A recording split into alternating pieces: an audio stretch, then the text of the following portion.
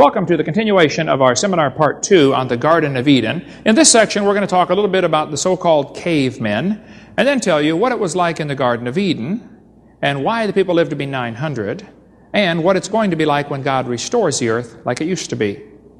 The Bible says in 2 Peter chapter 3, in the last days, scoffers would come that would walk after their own lust. And they would be saying, where is the promise of His coming? For since the fathers fell asleep, all things continue as they were from the beginning of the creation. The Bible says they're willingly ignorant of how God made the heavens and the earth. And they're ignorant of the flood. And the Bible says when God first made the earth, there was a canopy of water above the firmament, mentioned in Genesis 1, verse 6 and 7. The world was a lot different before the flood came. There was water under the crust of the earth. That's mentioned in Psalm 24 and Psalm 136. Before the flood came, the people lived to be 900 years old, on an average 912. Methuselah, 969, was the oldest, but most all of them lived to be over 900.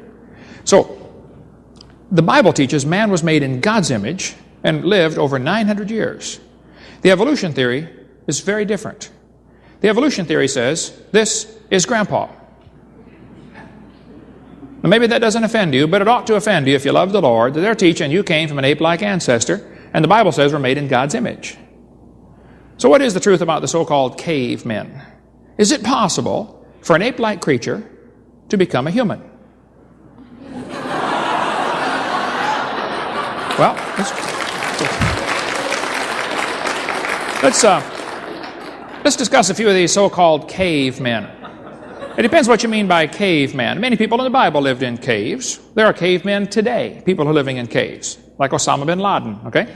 So, there's the world's most wanted caveman right there. Probably hiding at a 7-Eleven someplace. Let's talk about a few of the so-called cavemen here. Nebraska man's a good place to start. You know, all they found for a Nebraska man was one tooth. Somebody found a tooth in Nebraska, Sioux County, Nebraska, near Colorado, and said, wow, this looks like half man, half ape tooth. They built the entire man and his wife from one tooth. You have to really be good to know what his wife looks like from his tooth. But these guys are professionals, don't question them. Later they found out the tooth actually came from a pig. There's the real Nebraska man right there, folks. Piltdown man was in the textbooks for over 40 years, and yet it was deliberate fraud. In 1912, the New York Times announced, Darwin theory proved true. They found a Piltdown man. This was a hoax. Somebody took a human skull and an ape's jawbone, filed them down, and made them fit together.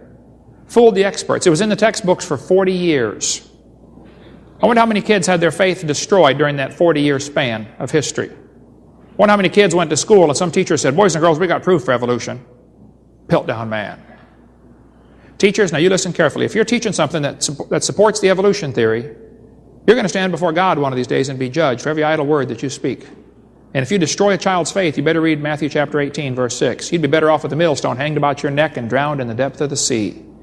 And those folks that taught that for 40 years are in serious trouble when they stand before God. It was a hoax. Neanderthal man is still in the textbooks. But it was proven 50 years ago it's just an old man with arthritis.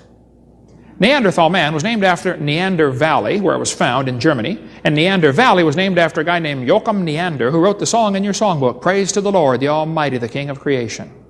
They found this old skeleton, petrified skeleton in this valley, and the back was bent over, and they named it the Neanderthal man. It was quite obviously a human, but the back was curved.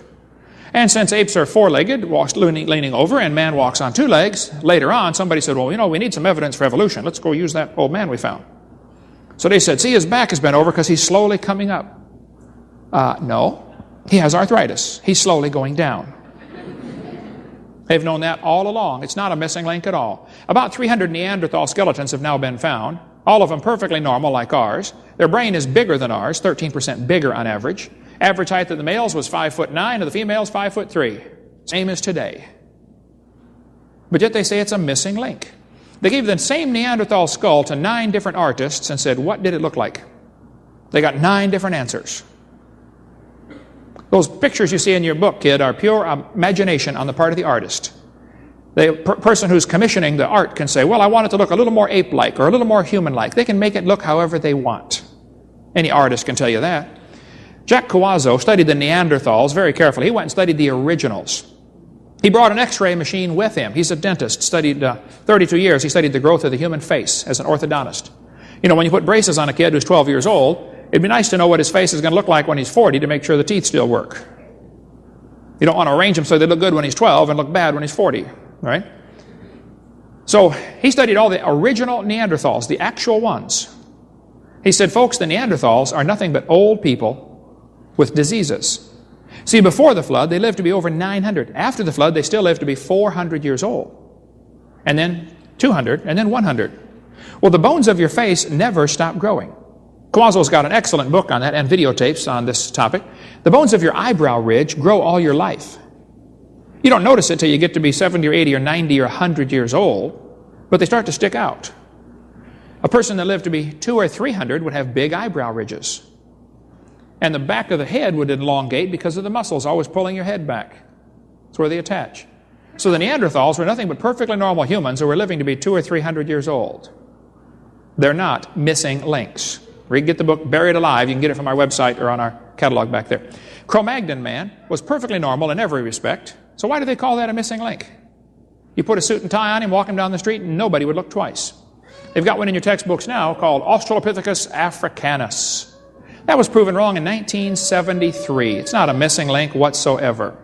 They've got one in your textbooks now called Australopithecus afarensis, better known as Lucy. How many have ever heard of Lucy before? Donald Johanson found Lucy, Hadar Valley, Ethiopia, in 1973. He went there on a grant to look for missing links. Somebody gave him some money and said, go to Africa and find some missing links. 2 weeks before his grant money ran out, he discovered Lucy. He was highly motivated to find something, or he wouldn't renew his grant. Quite a long, interesting story about that. He's certainly not an unbiased observer in this situation. He said Lucy was a missing link. Actually, what he found was 40% of a skeleton that put together and alive would have been about 3 feet tall. Obviously a chimpanzee or monkey type animal. He put the skull together. Actually, the bones of the skull were so thoroughly crushed they could not tell anything about what the skull looked like.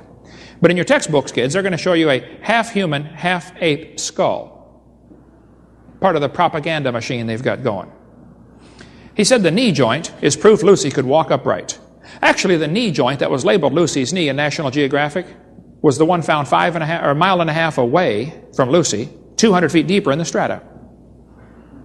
If that's Lucy's knee, I want to know how fast the train was going that hit that chimpanzee.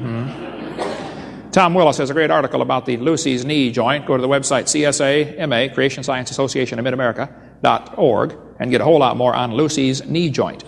But he said the femur was angled. Now that's a fact, okay? An ape has a straight leg. The lower leg and upper leg are in a straight line.